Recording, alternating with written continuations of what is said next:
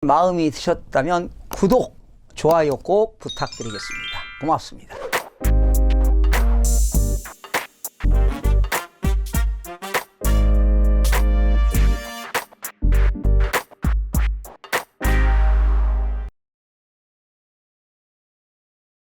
시청자 여러분 안녕하십니까? 반갑습니다. 김동수입니다.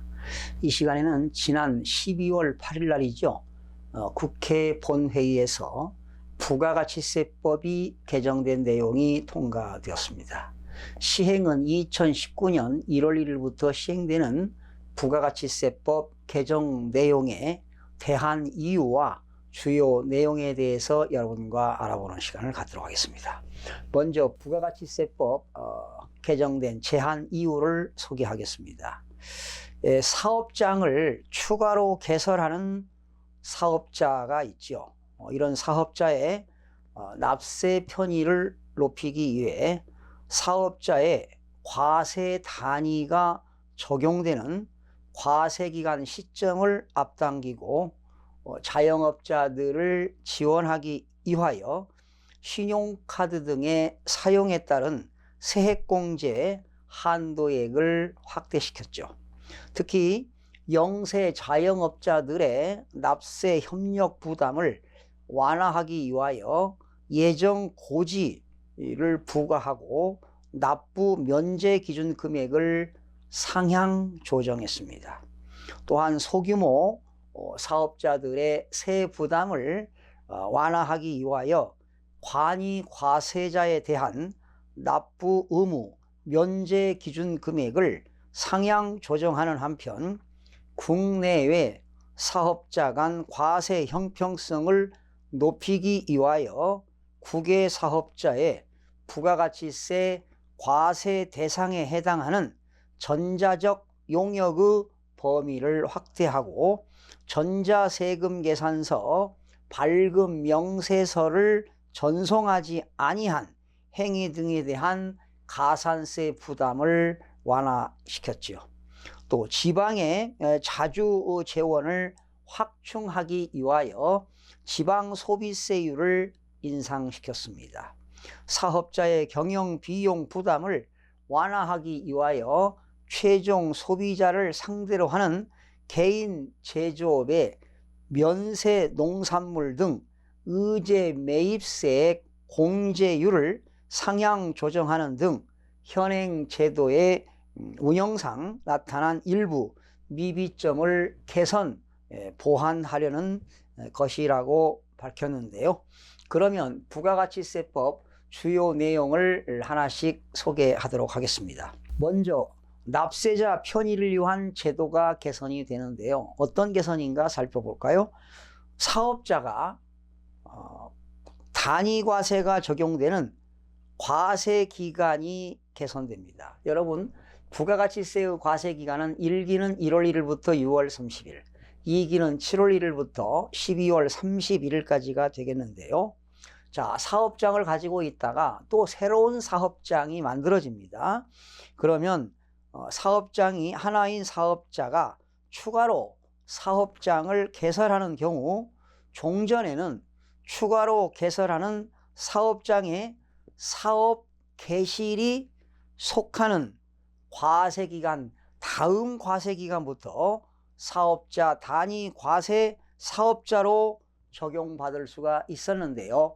이제 납세자의 편의를 도모하기 위해서 앞으로는 사업 개시일이 속하는 과세기간부터, 예를 들어서 4월 1일 날 또 새로운 사업장을 만들었다면 그 1과세기간이 1월 1일부터 6월 말까지니까 그 사업 개시일이 속하는 과세기간부터 적용받을 수 있도록 변경 등록 절차를 마련하게 된 것입니다.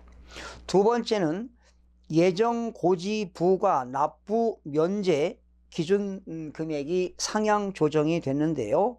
납세지 관할 세무서장 또는 사업장 관할 세무서장이 개인 사업자와 간이 과세자에 대하여 직전 과세기간에 대한 납부세액 50%를 징수하는 예정고지 부가납부를 면제하는 기준 금액을 예정 고지세액 또는 예정 부가세액 20만 원 미만일 때는 부가가치세를 과세하지 않도록 되어 있는데 20만 원 미만에서 30만 원 미만으로 상향 조정이 됐습니다.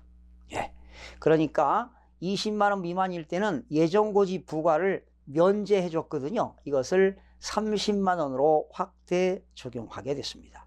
세 번째, 사업의 포괄적 양도 관련 대리납부 기한이 연장됐습니다. 사업의 포괄적 양도에 따라 사업을 양수받는 자의 부가가치세 납부 기한을 대가를 지급하는 날이 속하는 달의 다음 달 10일까지 해서 다음 달 25일까지 15일간을 연장을 시켰습니다. 부가가치세 과세 대상의 합리적 조정입니다. 재화의 공급으로 보는 특례 대상이 추가가 되었습니다. 사업자의 면세 사업을 위하여 직접 사용하거나 소비하는 등의 경우 재화의 공급으로 보아 부가가치세를 과세하는 재화의 범위에 수출에 해당하여 0세율을 적용하는 0%의 세율을 적용받는 재화를 추가시켰습니다. 재화의 공급으로 보는 특례 대상 적용을 제외시켰습니다. 사업자가 자기의 과세 사업과 관련하여 생산하거나 취득한 재화로서 매입세액이 공제된 재화를 실비 변상적이거나 복리 후생적인 목적으로 그 사용인에게 무상 또는 시가보다 낮은 가격으로 제공하여 사용 소비하는 경우 재화의 공급에서 제외시켰습니다. 또 국외사업자의 부가가치세 과세 대상 전자적 용역의 범위를 확대시켰는데요. 국내외 사업자 간 과세 형평을 높이기 위하여 국외사업자가 국내 소비자에게 공급하는 부가가치세 과세 대상에 해당하는 전자적 용역의 범위에 클라우드 컴퓨팅 서비스, 광고, 중개 용역을 추가시켰습니다. 영세 자영업자에 대한 지원이 확대되었습니다. 신용카드 등의 사용액에 따른 신용공제 공제 한도 상향이 조정되었습니다. 그리고 신용카드의 우대 공제율 적용 기한이 연장이 되었습니다. 신용카드 등의 결제 금액에 대한 세액 공제 시 적용되는 공제 한도를 2021년 12월 31일까지 한시적으로 연간 500만 원에서 1천만 원으로 상향 조정하고 우대 공제율, 음식점업, 숙박업을 하는 간이 과세자의 경우 2.6%, 그 외의 경우는 1.3%의 적용 기한을 2018년 12월 31일까지 해서 2021년 12월 30일까지 3년간을 연장했습니다. 관이 과세자에 대한 납부 면제 기준 금액이 상향 조정되었습니다. 현행 관이 과세자에 대하여 부가가치세 납세의무를 면제하는 기준 금액을 해당 과세 기간에 대한 공급 대가의 합계액이 2,400만 원 미만에서 3,000만 원 미만으로 상향 조정되었습니다. 그러니까 간이과세자는 2,400만 원 미만에서 3,000만 원 미만으로 상향 조정했습니다. 납세 협력 의무에 대한 가산세 부담을 완화시켰습니다. 종전에는 사업자가 전자세금 계산서를 발급한 다음 날 이후부터 재화 또는 용역의 공급 시기가 속하는 과세기간 말에 다음 달 11일까지 국세청장에게 전자세금 계산서 발급 명세를 전송하는 경우 그 공급가액의 0.5%, 전송하지 아니한 경우에는 1%에 해당하는 가산세를 부과하였으나 앞으로는 과세기간에 대한 확정 신고 기한까지 전송하는 경우는 0.3%, 전송하지 아니한 경우는 5%로 전송기한을 연장하고 가산세를 하향 조정했습니다.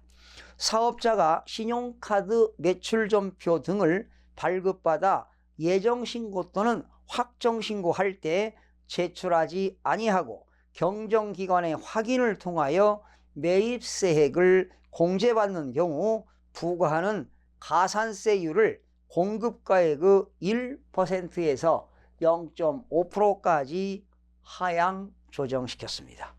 부가가치세 면제 대상 여객 운송 용역의 범위에서 삭도, 유람선 등 관광 또는 유흥 목적의 운송수단을 위한 여객 운송 용역이 제외됨을 명확히 시켰습니다. 개인 제조업 중 최종 소비자를 상대로 하는 과자점업, 도정업, 또 제분업 및 떡류 제조업 등 떡방앗간에 대하여 면세 농산물 등 의제 매입세 공제율 104분의 4에서 106분의 6으로 상향 조정했습니다. 매입세 공제율을 의제 매입세 공제율이 있죠. 이것을 104분의 4에서 106분의 6으로 의제 매입세 공제를 확대시켰습니다.